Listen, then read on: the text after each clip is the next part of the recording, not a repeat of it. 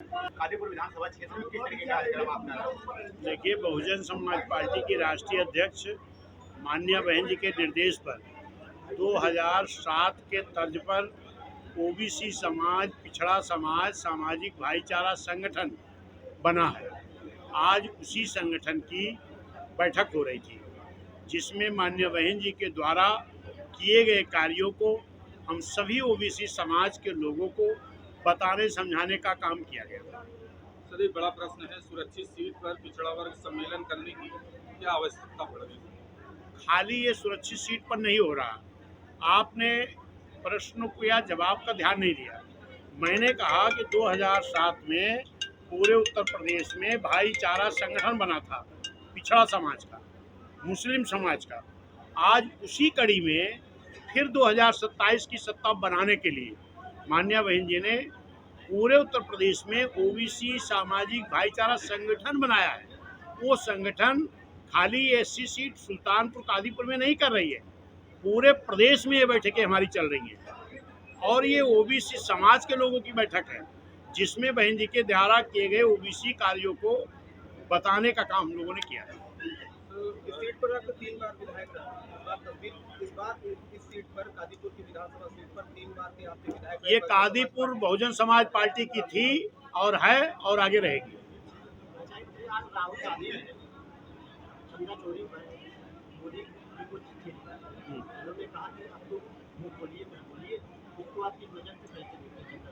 देखिए, चोरी चाहे तोहरे घरे हुए चाहे हमारे घरे हुए, तो भगवान के घरे हो ही गए। अगर भगवान घर नहीं बचत बात, ये सरकार क्या करती है, ये क्या आप ध्यान दें। हाँ, देखिए, बहुजन समाज पार्टी के बढ़ते हुए जनाधार से सरकार को घबराहट हो रही है। मुझे तो यही लगता है, वरना हमने एक बैनर देखो कार्यकर्ता बैठक किया है, और इस बैठक में हमारे जो जिला संयोजक ओबीसी समाज के हैं, इनको जो है हाउस अरेस्ट कर लिया गया। और फिर मैं कप्तान साहब को लगातार फोन मिलाता रहा, पीआरओ साहब तो उठाते रहे, बिजी हैं। एक प्रदेश अध्यक्ष आपके कप्तान से नहीं बात कर सकता, ये दुखद बात है। फिर मुझे डीआईजी साहब से बात करनी पड़ी। फिर डीआईजी साहब ने बताया कि ऐसा कोई मामला नहीं। हमने कहा फिर भाई हमारे चौहान जी को छोड़ा जाए। मीटिंग में आए, फिर दोबारा पीआरओ को हमने मिलाया। फिर पीआरओ ने कहा मैडम जी बिजी हैं। फिर उन्होंने कहा थोड़ी देर बाद फोन करके कि उनको रिहा कर दिया गया है। जवाहर यूनिवर्सिटी गिराने का कारण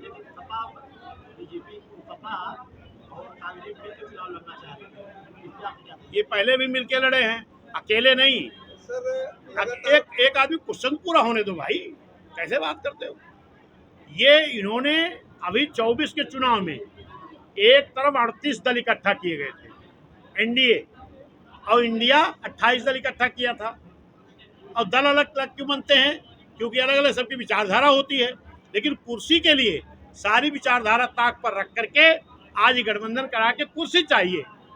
इसी जिले में उदयराज वर्मा जी बैठे हैं, एक तरफ 38 दल था, एक तरफ 28 दल था।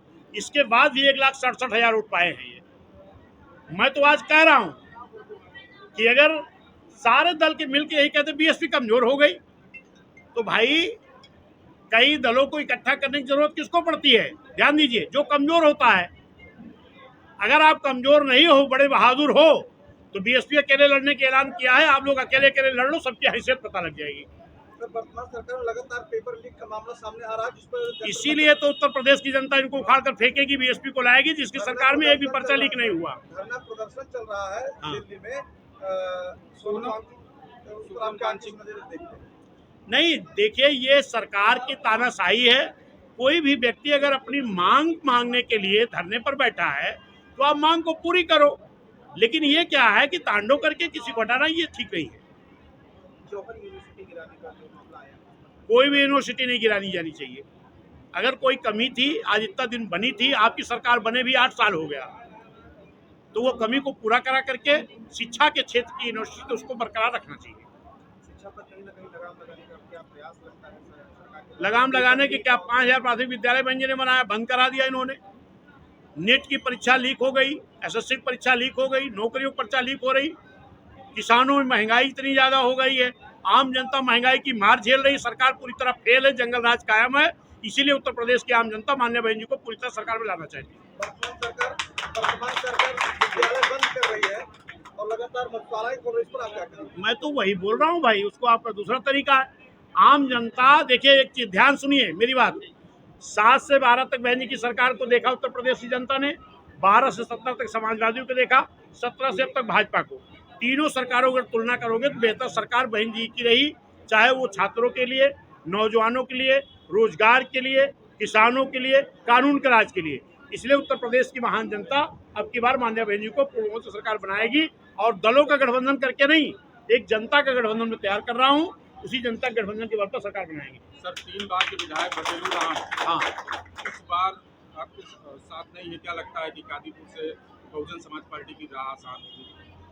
27 की राह आसान दूर होगी, दूर बिना तक बघेलू। नहीं।